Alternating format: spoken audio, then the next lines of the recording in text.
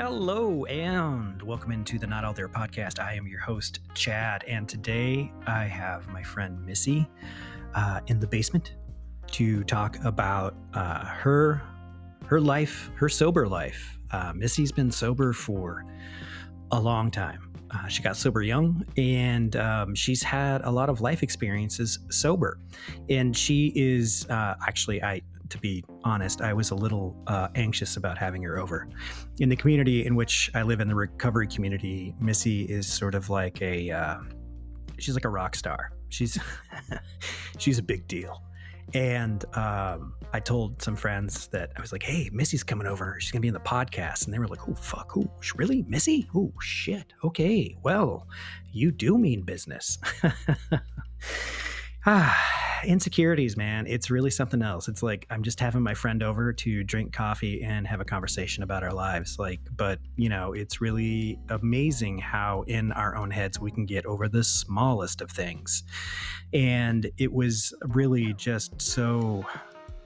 really great to see Missy. I adore her, and you're gonna love what she has to say. Missy's fantastic.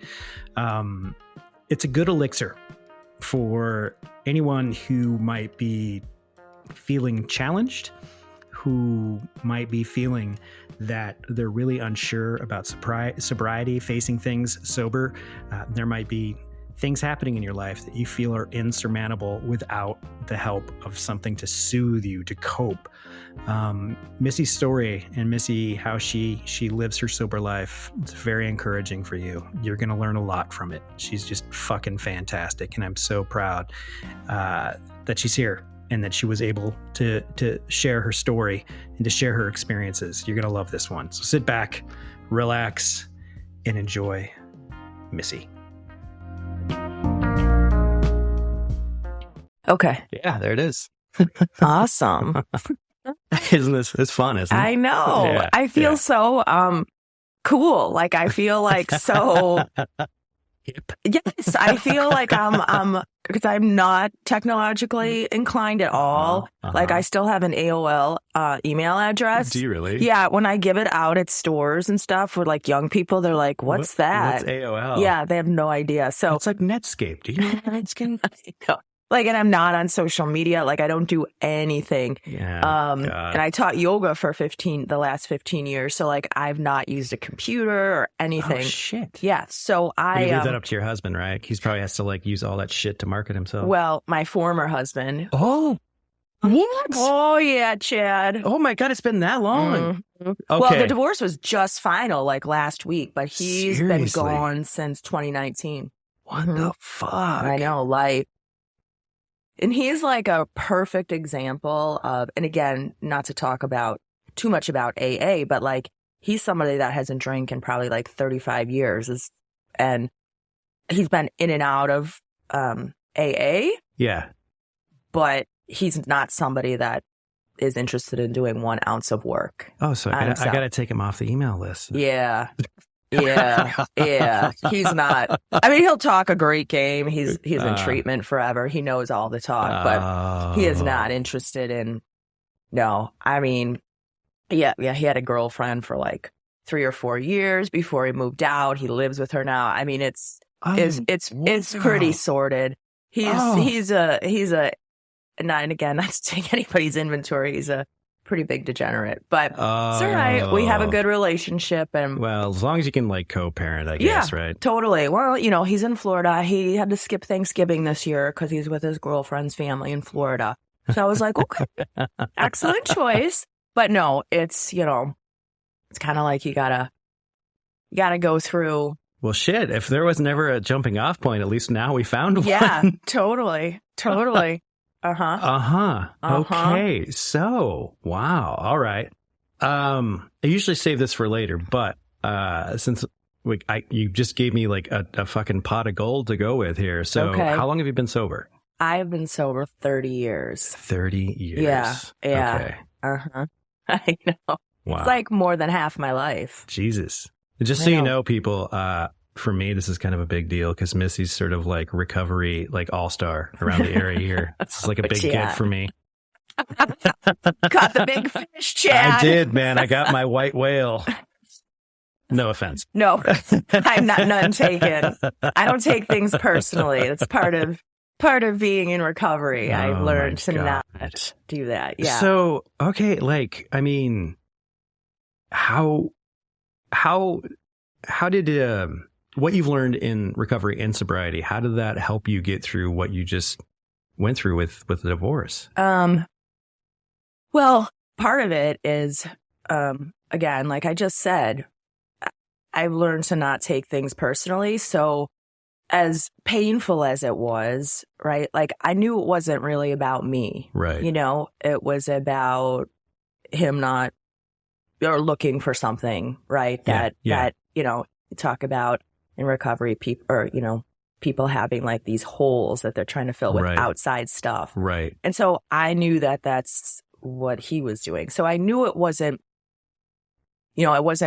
something, it takes two to tango, whatever, all that. Yeah. But Sure, of course. I knew it wasn't something like deficient in me. So like that, I was like, okay, I'd have to, be like, oh, what can I do? What, like, what did I do wrong?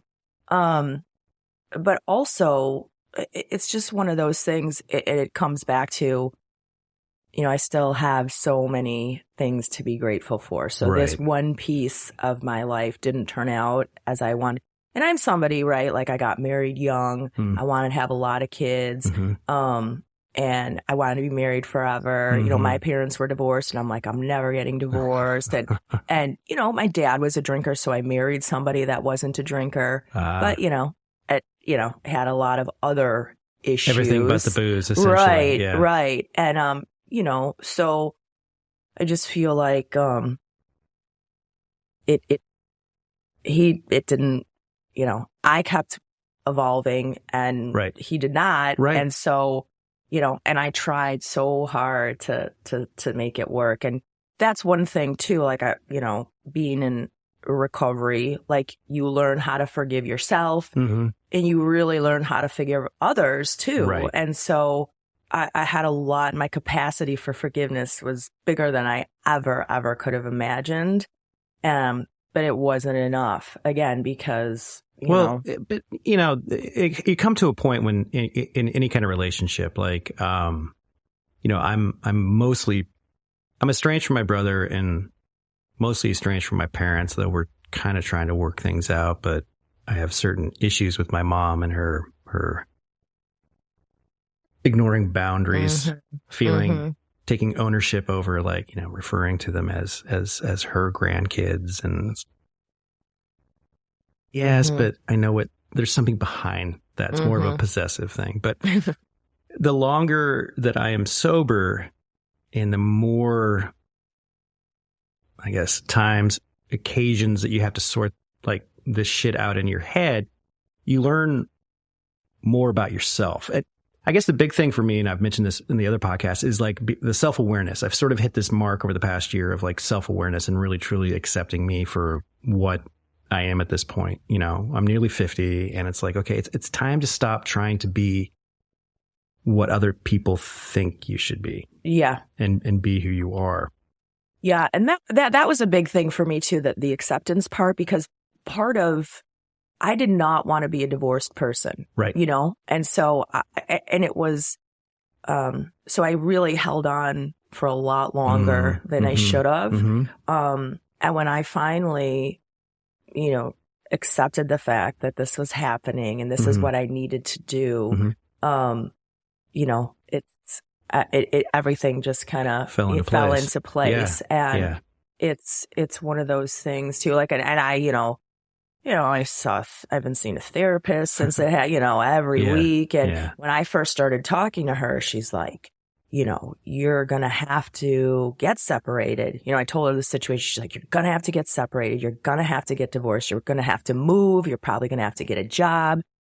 And I knew all of those things deep down, but it was so paralyzing. Yeah. Right. So I was like, how am I going to do it? So that's the thing, your original question about like, how did being in recovery help you with this? Just like one day at a time, one step at a time, one small action at a time, right, has, led me. And again, like one of life's biggest challenges, or one of the things that I thought was the worst thing that could ever happen to me, is getting divorced. Right. Well, because there's such a stigma with it, right? Yes. And I mean, especially for women, Yeah. unfortunately, it's like, Yeah. Yeah. But it's like this, I was so afraid of this worst thing ever. But, you know, it turned out to be like, when you think about like, okay, what's the worst thing that could happen to me? And then like learn to not love it, but learn to. You learn from it. Well, yeah. And, you know, it's like, which of God's challenge is really not a gift, you know? Right. So I have looked at, and so that's the thing that being in recovery has helped me with all of life's challenges. Like, it's a gift. Like, what have I learned from this, and what have I gotten from this? Right. And so again, I learned a lot about myself. I learned a lot about, you know, this whole thing too, like, I'm stronger than I ever thought I was. Right. I'm more, you know, capable than I thought I was. That's important to, you know, there are obviously, you know, cliches out there for things, but, you know, if you can look beyond the perceived corniness of that stuff, it's true. Like, I never thought that I would be able to get through this kind of traumatic situation, whatever it might be, like a death or a divorce, or any kind of separation, or leaving a job, for example. Right. Like, I don't know about you, but I feel like I speak for a lot of people that are either, you know, in the throes of addiction or early in recovery. It's all the fear and the shame that we deal with. And as a society, I feel like that's a big part of it, that we have to live our lives in a certain way. We have to present ourselves in a certain way. And if you don't, people are going to, I don't know, not be truthful with you, you know, and then you're like left with your own feelings, and you're like, well, fuck that guy. You know, that's not who I am, but they keep telling me that's who I am, and that's how I should dress, and I should act this way and act that way. But that's just not me. And it's okay to like accept that part, you know, but depending on what you went through at a particular age in your life, some of that shit's so ingrained in you that you're like, well, yeah, that's just who I am. And in this world that we live in, I'm just some sap that can't get their shit together and do the right thing. You know, I keep doing the same thing over and over and over and over. Right. And that's what I, you know, feel like getting divorced felt like I had failed in some way, you know, and I didn't. I know. And, you know, and that was, that was hard, you know, to get through that, because it felt like a failure, and I felt like I let down my kids. And, you know, I'm Catholic, and I, you know, like I really, you know, I was like, oh my gosh, I really want, you know, till death do us part. And I was like, you know, we can make it work, and I will support you. And, you know, and he has some mental illness issues. So I'm like, no, I can support, you know, like I will support you, and we'll figure it out. But, you know, and I kept telling my therapist too, like, you know, if I get divorced, I'm going to fuck my kids up. And she kept being like, if you don't get divorced, you're going to fuck your kids up. And I remember being like, oh, maybe she's right, you know, like, and so just, you know, and they're fine. They're great. You know, it's so, and again, and she was right. So but this whole, you know, being able to kind of shift your perspective on things, or look at things in a different way outside of like what you're talking about, like, oh, you know, all those negative feelings, you know, like that you have ingrained. They call them, like, in yoga, they call them samskaras. And it's like scars, actually, like like impressions that are left on you from your life, you know, that have been your experiences. And that was mine. Like, my parents got divorced, and I was like, I'm not doing it. And so I was so afraid of it. And then it happens, and you're like, oh, okay, well, now what? So, you know, and being part of, you know, a recovery community too, like I had a ton of support, you know. And the other thing that being part of, you know, a recovering community is, it taught me how to ask for help, right? And not only ask for help, but be willing to accept it. Yeah. And that was, you know, really, that felt so good to feel supported. And, you know, because you're not alone. You do. And like you said, no matter what you're struggling with, like changing jobs or divorce or death or trying to, stop drinking or doing drugs, whatever you're struggling with, you're not alone. There's other people that are also struggling with that. And again, being sober for 30 years, like a lot of life has happened. I got married and divorced in recovery. I had struggled with infertility, and then I adopted 3 boys who are the same age. So it's essentially I've got triplets. And then, my former husband's in real estate. We had millions of dollars. Yeah. And then we've also had to declare bankruptcy a bunch of times. So it's like all these ups and downs, or this life, life happens. And how do you, stay, kind of just balance? How do you stay content? Because for me, it's not like, oh, I want to be happy. Like, that is not what I'm looking for in life. I'm looking to just be content. Like, how can you make some peace? Yeah. With yourself. How can you? Yeah. And that's really the biggest benefit I've gotten from, being in recovery is having this inner peace. Like, stuff can happen, but it's inside, I'm okay. Right. It's like, if I can, and I do that by doing stuff like this or, talking to friends and, yoga, church. No, I'm not kidding. Those are important. They are. They're important because it's the fellowship. It's the community. You need people around you. And I've heard you talk about this on some of your other podcasts.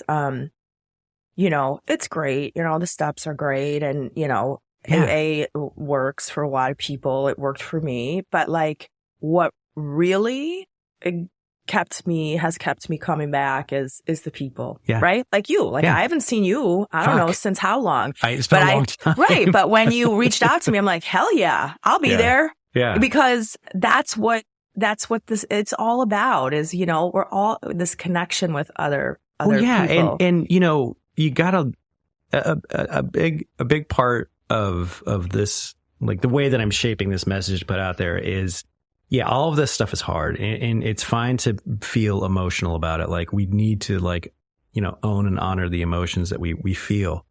And at one point you also have to honor the absurdity and the humor of what you just fucking went through. And you're not disparaging the other party, but you're like, I was in a relationship where all this crazy shit happened. I was just talking with my wife, Nancy, upstairs about an old childhood friend of hers, and their sister. Her husband is in recovery, but he got busted with cocaine and hookers, and it's at one point you got to laugh back and be like, so what was your bottom like, man? What happened? What got you in the room or what got you in recovery? And it's like, well, I was trying to get my wife pregnant and I freaked out and I got busted with cocaine and hookers. And it's just that's fucking amazing. Yeah. Yeah. That's the truth. It's the truth. And you got to laugh at it. Yeah, man. I got so freaked out and full of fear that I felt you know what, fuck it. If I'm going down in a blaze of glory. Going down in flames. Yeah. It's cocaine and hookers, baby. Let's do it. The hardest Chicago hotel and, Oh yeah. Right. And believe me, I with my former husband too, I bailed him out of jail. He got busted for solicitation of a prostitute. It's why didn't you leave then? And I was like, because he needed my support. Yeah. But it's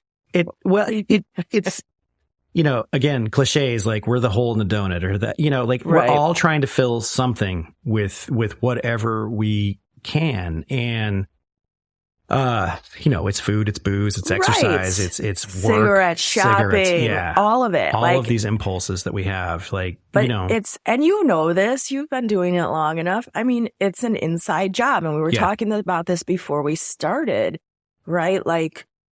You got to do the work. You have to. There's no other way. If you want that peace of mind, if you want some contentment in your life, you've got to do the work. There's no other way around it. And it's hard. It's not easy.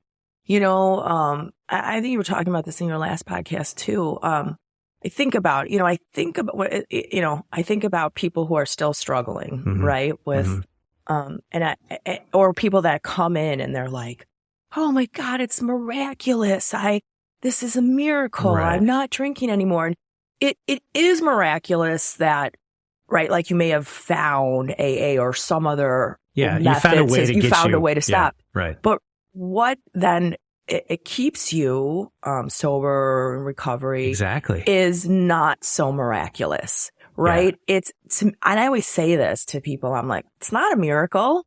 It's right. Like it's available to anybody who's willing to put in the work. Exactly. And I'm not saying like, oh, look at me. Look at all this work I've done. But it's right. Like you just have to be willing to do it. Well, fuck. I mean, if you want to get sober and people are like, oh, she's a blowhard. All she does is talk about herself. And it's like, well, motherfucker, like, how else am I supposed to get through life if I am not honest with myself and talk about what I have to go through every day? And if you don't like what I'm saying, then I don't really care, because you know what? Somebody will, because, you know, this is what really bothers me about the spiritual portion of some programs is they call things a miracle. Yeah. You know, and it's like, I mean, I understand. And that was my point. And in a lot of, you know, AA, they're just like, you know, you can't take credit for any of it. You know, this isn't you. You didn't do it. This is, you know, God. And yes, I feel like, you know, like I've never had a problem with God. I've never had a problem believing in God. And my faith has always been strong. But you get to take some credit for showing up. Yeah, you right? do. And I tell people all the time, because they're always like, oh, Missy, like you always seem so happy. And, you know, like, here, and I was like, well, listen, this is why I do yoga every day. Yeah. I go to church twice a week. I go to therapy once a week. I go to a couple AA meetings a week. Yeah. And I'm like, I don't do that because I'm a great person. Yeah. I do that because I'm severely fucked up. And that is what I need to do. Yes. To show up in life, to show up for other people. And, you know, those are the benefits. The benefits I get from doing that work are worth it. It's the simple analogy, like, you know, like so many people in recovery. I started running marathons as soon as I got sober. And because you've got the squirrel in your brain, you've got shit that's just going on. So you need all this time and this energy, and you need something to do with it. And the point what I'm trying to make is that when you run a marathon, it's months and months and months and days of training. And you start slow, and you start slow, and you start slow, and you start slow. And you have to do it every fucking day. Right. And some days you're running like, you know, 40, 50, 60 miles a week. And you're like, what in the fuck am I doing? But when you finish that race, your body's shot, you're like close to death, but you're like on such a high, you're like, fuck, man, I fucking did it. Well, and it was all the training that went into it. And you like your initial question is like, how did you get through that, you know, this life challenge of divorce? And I feel like, you know, it's these big moments in your life. It's like kind of where the rubber meets the road. Yep. You're like, if you've been doing the work, like when this stuff happens, you're ready for it. Like you can do it. Right. It's like, because people always ask, oh my God. Well, and the interesting thing about my life's challenges, especially like I would say the last maybe 4 years. You know, my dad was diagnosed with cancer. Mm-hmm. He moved in with us. He passed away a couple months ago. Sorry. I mean, I'm talking, so my mom, and like sometimes my kids give me shit and I'm like, give me a break. I got a shitty former husband. You know, I got a shitty husband, a demented mom, a dying dad. Cut me some slack here. But honestly, the last 4 years the biggest challenges of my life, but also some of the best years of my life. Exactly. Because you can sit here now and look back and be like, fucking A. Yeah. Look what I did. Yeah. And guess what? Not once over any of those challenges did I ever want to drink or use a drug. People are like, oh, wow, that's great. That's amazing. Like you didn't want to drink. And I was like, but that's because like when you were training for your marathon, right? Like I've been training for 30 years. Exactly. Right. And that's why I do it. So when life happens, I'm not like under the covers crying. Right. Like I had moments like that, well, but you can't, I mean, right? nobody's like impervious No. to well, and that's, you know what, that's another point, about what I'm trying to deliver with the message here is like, I am a very emotional person, just always have been. And, that was tricky for people in my life when I was growing up, whether it's friends or family or whatever, you know, I listened to some of your podcasts and you weren't allowed to cry. Yeah. Yeah. I'm just going to stop crying over this. We're going to stop crying now. Oh, okay. All right. Well, okay. And it always really fucked me up. And so when I started feeling emotions for the first time, I didn't know what to do. That I was afraid and I was angry all the time. And as time goes on, it's like, oh, those are kind of important to feel. Like I was at a seminar one time and this guy mentioned like the feeling you get in your stomach over anything. He called it his wah-wah meter. Yeah. It's corny, but it's also like, it's like your gut. Yeah, it's your gut. When you feel something like really kind of up in your gut, you're like, okay, I either need to sit quietly and figure out what this is. I need to sort this out. And by doing that, time after time after time after time, one, you learn and accept a lot about yourself. And three, you become a little bit better prepared to handle anything that comes down the pike for you. Absolutely. And you're also then able to show up for it. Yes. Right. So this is also the thing, like for, you know, being in recovery and being sober for 30 years, like I can show up for my life in a way that like I could never have dreamed that I would have been able to. And sometimes it's physically just being there. Exactly. You don't have to be a participant. No. You can just be there. I tell people that all the time because they're like, I don't know what to say. I don't know what to do. I'm like, you're doing it. Yeah. You're just showing up. But, you know, showing up and being present and not, right, like, it's just, and not being too distracted or, right, like being super busy. I mean, and that's been really hard because I'm busy. You know, I have a lot going on. And so in order to show up, you know, for my kids or in relationships in my life, right, like I have to like get rid of some of the clutter. I have to get rid but so showing up for me, I don't know, showing up is just like a big part of a big benefit I've gotten from being sober. But it's also hard. It's also scary. It's like, and a lot of times I don't want to, right? Like I said, sometimes I wish that I could just go under the covers for a week and just cry. That's like a perfect vacation for me. They're like, well, what would you like to do? And your kids are gone for a week. I'm like, I don't know, just sleep all the time and cry when I need to. Sounds fucking awesome. And that's okay. Like you said to do once in a while. But right, like you still gotta show up for life. Show up. So yeah. So now you mentioned was your dad like a full blown alcoholic? No, like he was. So it's kind of why my parents got divorced. And again, like I come from. Is there a parallel between your situation and their situation? Do you think?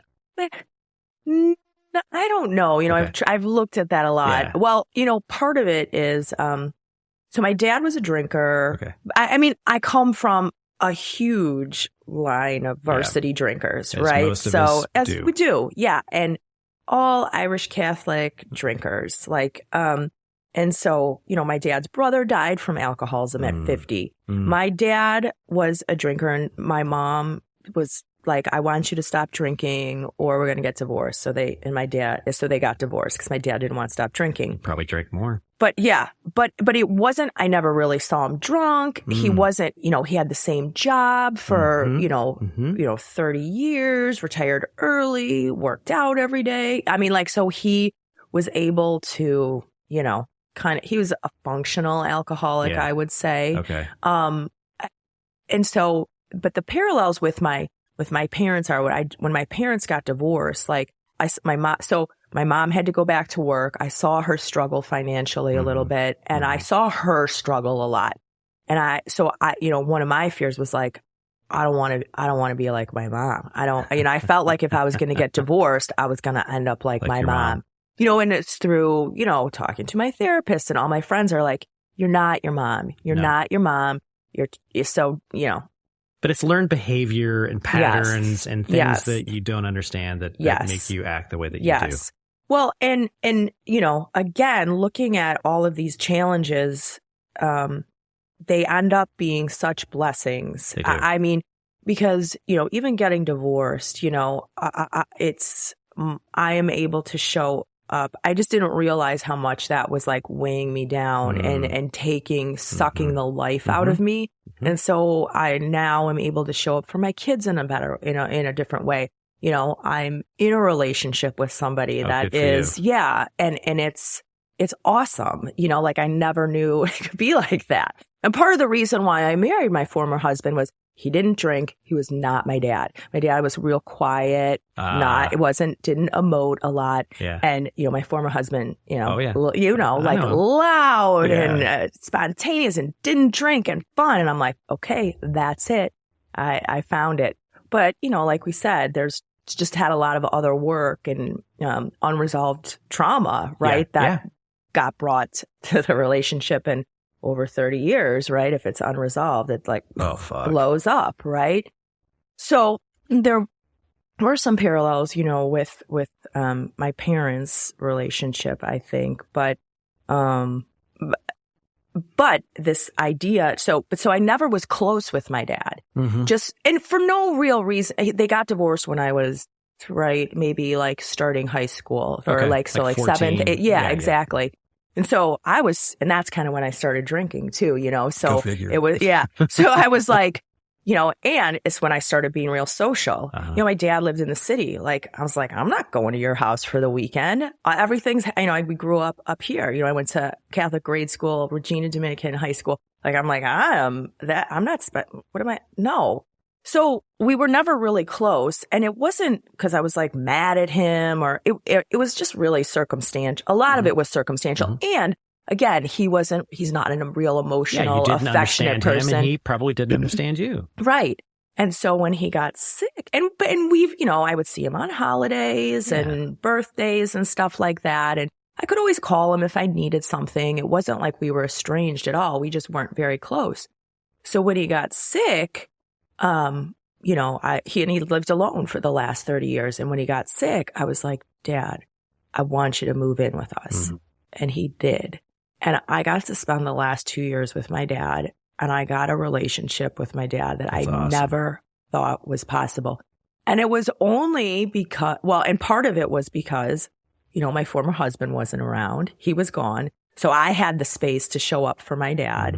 And we moved. So we had the actual physical space. We moved into a better house, with better space. I had the physical space to take him in. And, you know, so you think like this worst thing ever, like, oh my God, getting divorced. It's the worst thing ever. I mean, it turned out to be the best thing ever because I got this relationship with my dad that I never could have imagined. And I got to show up for my dad in a way like I could have never imagined. Well, and that's a blessing for him too. Right. You know, like at whatever he went through in his life, the last 2 years of his life, he was probably like, fuck, okay, all right, this is, I won. This is the way I'm going to go out. But, and that is how we went out. Probably on the best case of his terms that you can actually get, you know? Yeah. I have a person in my life that I'm very close with and admire deeply. And I've had some fucking just knockdown, like blowout arguments and real heartfelt, hard conversations with this person, only for them to turn around and tell me like, oh no, you're wrong. And it crushed me for a long time. Oh my God, man. Talk about resentment. But the last time that it happened, this was about, 6 months ago.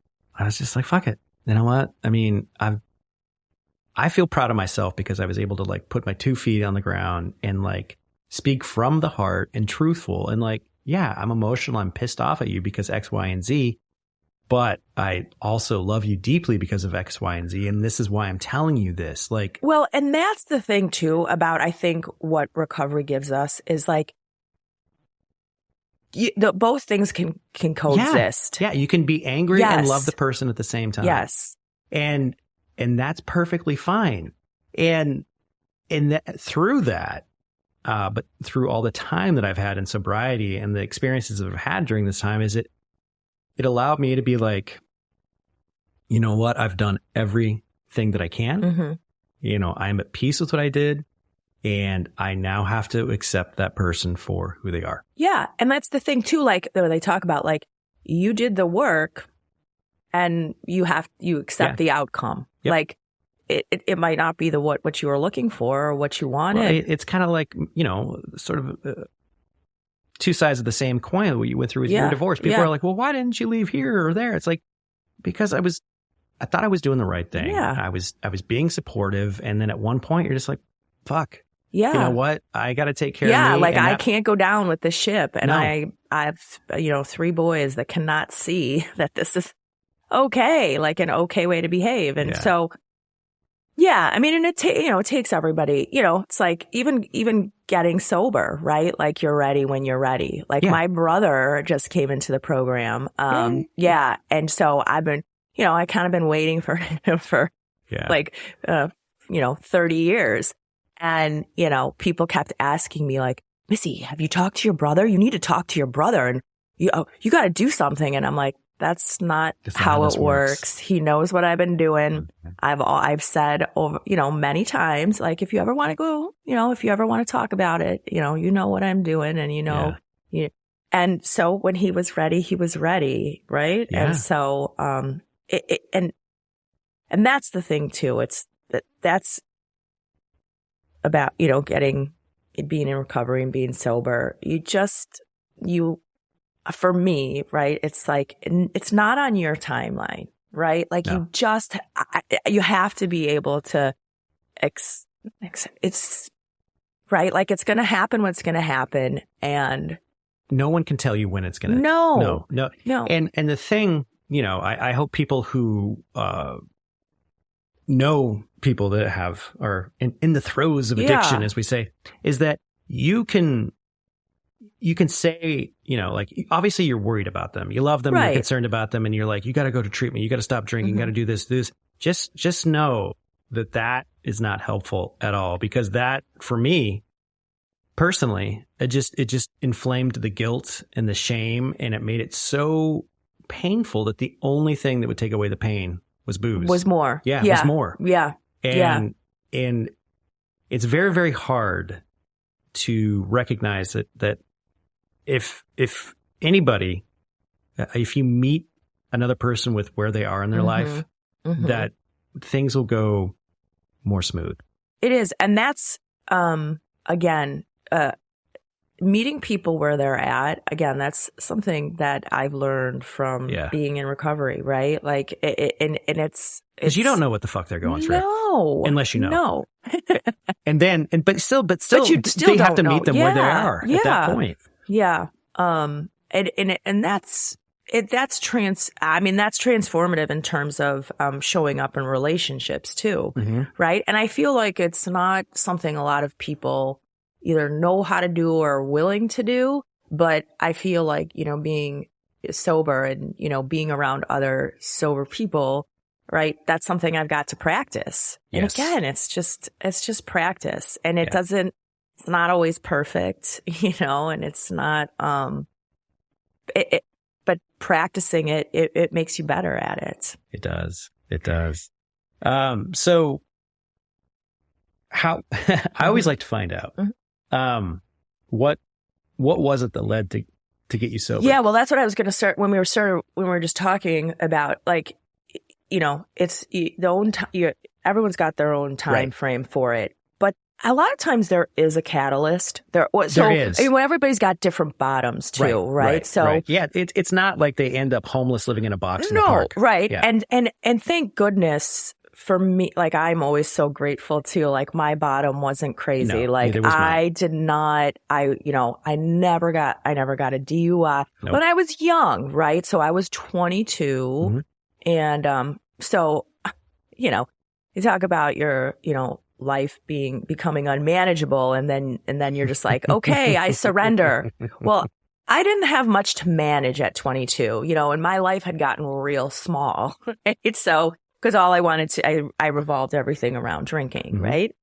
So, like I had dropped out of college. I was waitressing and I convinced myself. Living the dream. Yeah. Like I convinced myself I didn't want to go to college. It was a waste of money. Mm-hmm. I convinced myself I didn't want to get married because I was like, oh, who's going to marry me? I drink every day. Like no one. I convinced myself I didn't want to have kids when those were all things I really, really wanted. Exactly. I really wanted those, but it takes over.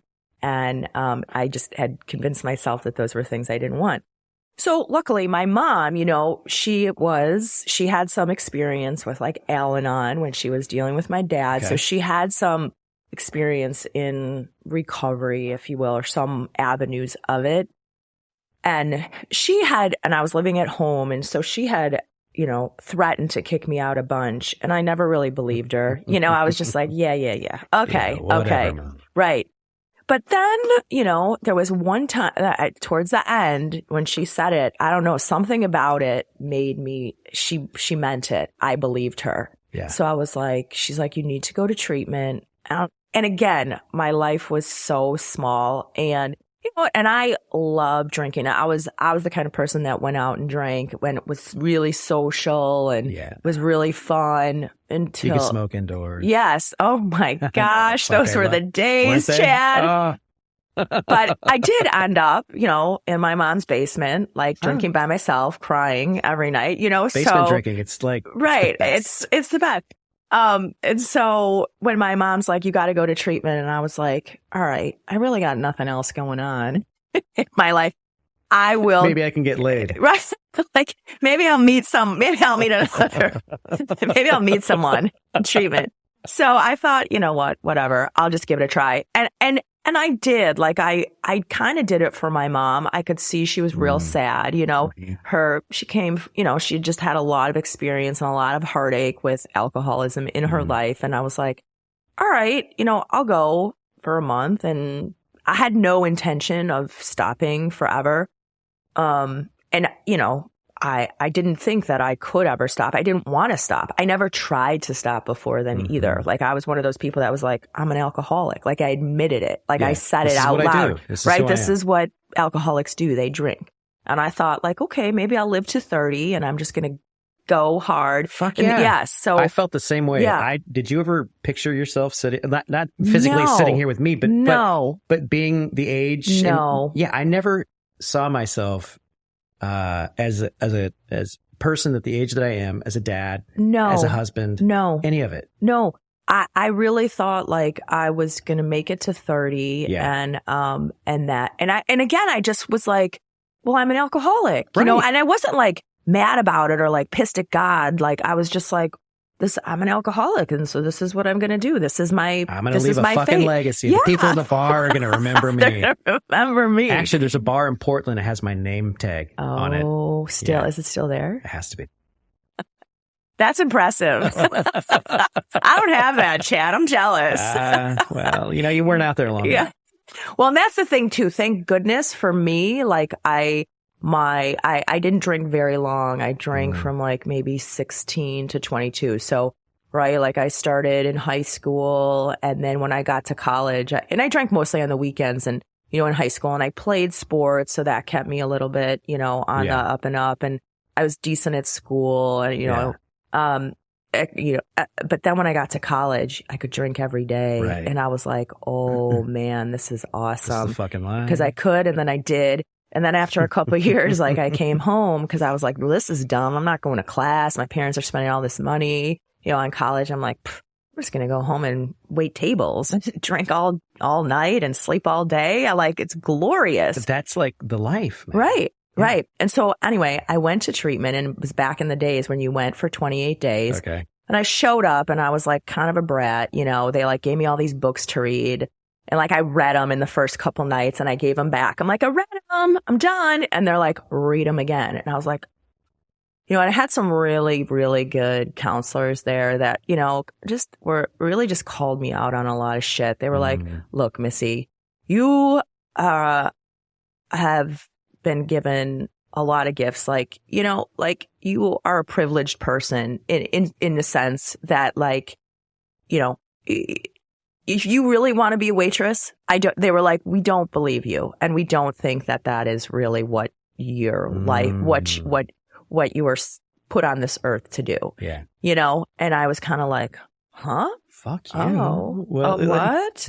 Yeah. And then I was like, it's just little, and they would, so I stayed there, and, when I was there, they would have meetings at the treatment center, and I was like, okay, I'm going to go to treatment, but I'm not going to those meetings. Like, right. I thought like going to AA was like, I had lost the battle. Yeah. I was like, oh my God, it won, I lost.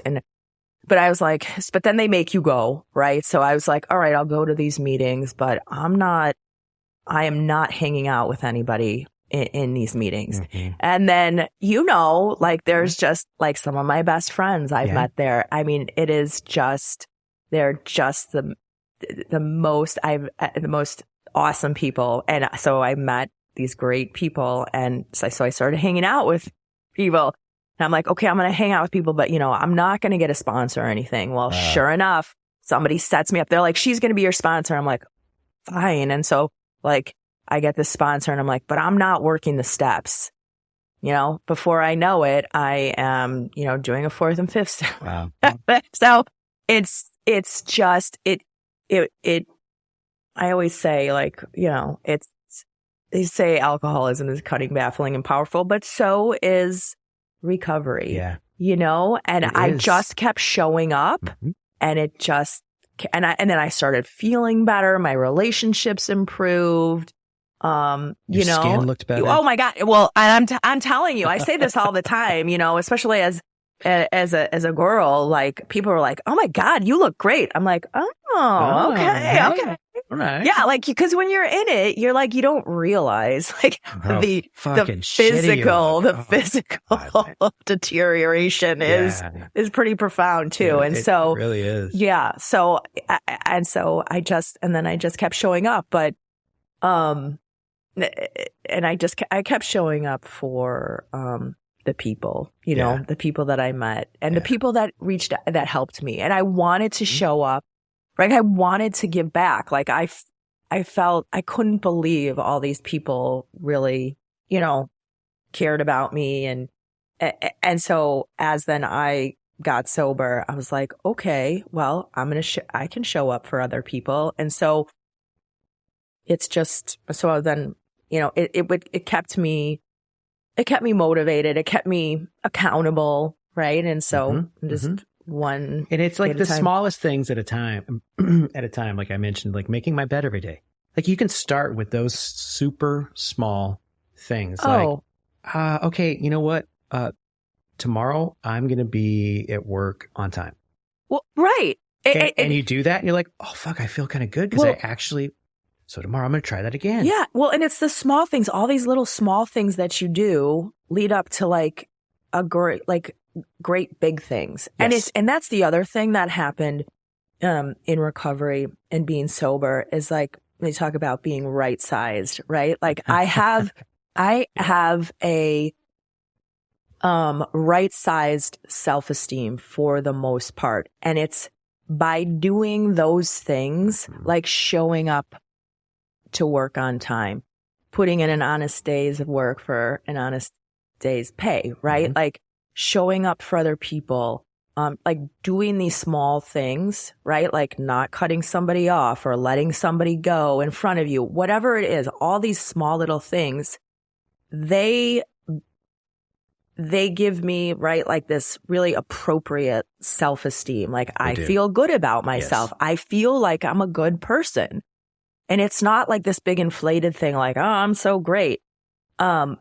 It's just like you do these little things and you feel good about yourself. And then you can show up like in the world, right, in an appropriate way. Not like, like, oh, I'm the worst or, oh, I'm the best. It's, I feel like, sobriety and being in the program, it broke me down. Right. And then you get to build yourself back up in a really, in the way that you can be. Yeah. When for me, the turmoil at the end, it was it was like physically painful because of all the emotion that I was feeling, the negative emotion and like self-hatred that I had, because I was like in my soul, I know this is not the person that I am. That you are, right. You know, like I'm a nice guy. Right. You know, like, but I've got a temper. You know, the other day, in fact, I'll admit to this, like a couple of days ago, this building behind us, they're doing all this work and there's always contractors parked back there. And sometimes they're parked where I can't like back my car out. Oh. And I'm like, hey, I got to get to work. Could you, and there was a guy there was a pickup truck with a driver in it and a guy trying to get something. He was untying something from the back and the truck was running. And I was like, hey man, I got to get to work. Could you like either pull forward or back up a little bit so I can get out? And he's like, yeah, how about I just go all the way down to the south side? And I was like, fuck you, man. Just yeah. Well, and that's the thing too. We're still human beings, right? Like it doesn't, just because you're sober doesn't mean you're perfect. No, that's right? going to happen. But yeah. I did take a second. I got in my car and I was like, oh, dude, come on. Like, you're better than that, you know? But what do? I just was like, yeah, not great, man. Not great. But let's start over now. Right. Well, and we've talked about like that's the beauty of it all too. It's like every day is a new day to start over. Every day. And you know, I've broken a few phones of my children because I've been so upset. I mean, everyone thinks like, oh, you're a yogi and you're all peaceful. So you're a thrower. You throw things. Yes. Yeah. Okay. So I can. Yeah. I have. Sure. I've been known. Well, we all have our things. I'm a screamer. Okay. I get real loud. I don't throw things, but I get real loud. Yeah. Oh, okay. Yeah. and it's okay. I mean, and like you said, you know, just to be able to look back and be like, okay, that's not how. And that's the thing about, again, you know, being in recovery and being sober, you can take an honest look at yourself, right? And be like, okay, that's not how I want to behave. And then the shame you feel or the guilt you feel over your behavior, you have like some tools to move forward. Mm-hmm. And where, you know, before I got sober, you'd have like the tools you had to get through that was to just drink more, right? Like it's like a shame spiral. And now you're like, okay, I can apologize. I can do it different next time. I can talk to the person about it, you know? So you just, and again, it's not revolutionary. No, it isn't. It isn't. It's small stuff. It is small stuff. And, you know, I think, for me was, a big thing was learning to accept, okay, if I put myself in this situation, it's going to make me feel a certain way. And when I feel that way, I tend to act out in a way that's not healthy for anybody. Like, you know, I've been talking about like, it's the holiday season. There's booze everywhere. Mm-hmm. It's a hall pass for everybody to just get liquored up and act like an asshole. Mm-hmm. So, you know, you go to a Christmas party and you're like, you know what? I'm feeling a way that I'm not comfortable with. I should leave. And you can leave. Yep. Right. And then you can go home and be like, okay, that was good. And so you can build upon that. And now, you know, as like a parent, like when I lose my shit on my kids, I can take a second and I can go like in their room or wherever they are and just sit down and be like, hey man, look, you know, I'm sorry I yelled at you. Like, this is where I was coming from. I know it was wrong. You didn't, you know, it was like, it was on me. Like, and sometimes I can say like, I feel this way because of this happened to me when I was your age and and it still bothers me. Yeah. So like if you're feeling at 12 years old, if you're feeling this way, like own it. It's cool. Right. Yeah. It's totally cool. We can talk about it. But, you know, if you're 6 weeks sober, that, you know, you're not going to figure that out yet. No, I know. But, and that's why it's just like, we keep saying like, just keep showing up. Just keep showing up. Any way, shape or form you can. Right. Because the more you do that, then some of this stuff then becomes more instinctual, right? You don't have to think about like, right. It just becomes more like second nature, but it takes a long time, right? Like it takes a lot of practice and it's not always that way, but, Well, life's fucking messy, man. Oh, it is. I mean, and again, like all these things, I feel like, I was thinking about it when I was coming over here because I was thinking about the last 30 years and, all the ups and downs. And I mean, there's so many beautiful things have happened. So many bad things have happened. And like we talked about, like so many sacred things have happened. Yes. I can't believe I got to be part of like my dad's death. He was in hospice at our house and I got to witness it and I got to show up for it. And it was sad, but it was also so beautiful and sacred. Like I couldn't believe that I got to be a part of it. Yeah. Like I just felt so, it was really and special. No matter where he was, he knew you were there. Right. But the thing is like, if I did not have this practice of showing up and being present, I probably would have been like, I can't deal with it. I can't do it. Or, like I would have been in my bedroom or, right. And I would have missed out on something so beautiful. Mm-hmm. And it's so much of life is like that, right? Like it's the beauty and the sadness, right? Like the gratitude and the grief, like they can coexist and you can, when you show up, you get it all, right? And to me, that's right. Like to me, that's what the biggest benefit of, because to me, being sober is about being present. Mm-hmm. It's about, again, showing up, being present, not trying to escape, right? Not trying to numb out, not trying to avoid stuff. And it's hard because I feel like, especially we live in a society where, that's just the norm. We live in a society where our nervous systems are heightened like all the time. Yeah. They're on that we're always in a state of our nervous systems being jacked up. So we don't even really notice it anymore. And so we're just always running from doing, and we have so much coming at us, right? All the time. And to be able, right, to kind of just sort through that stuff and be able to show up it's just been such a gift. And that's, for me, that's been, the biggest benefit of, being in recovery. Fuck. Yeah. I couldn't have said it any better. Yeah. This has been awesome, Missy. I'm so happy Chad. you came. I know. I'm so happy to see you. And that's the thing too, the people that you meet in recovery. And even if you don't see them for a little while, it's like... you don't skip a beat, man. No, you don't. Because it's just, we all are sharing this thing that, helps us get through life. So I'm grateful. Well, I love you. For you. Thank you for being here. Love you too. All right. Bye. Bye.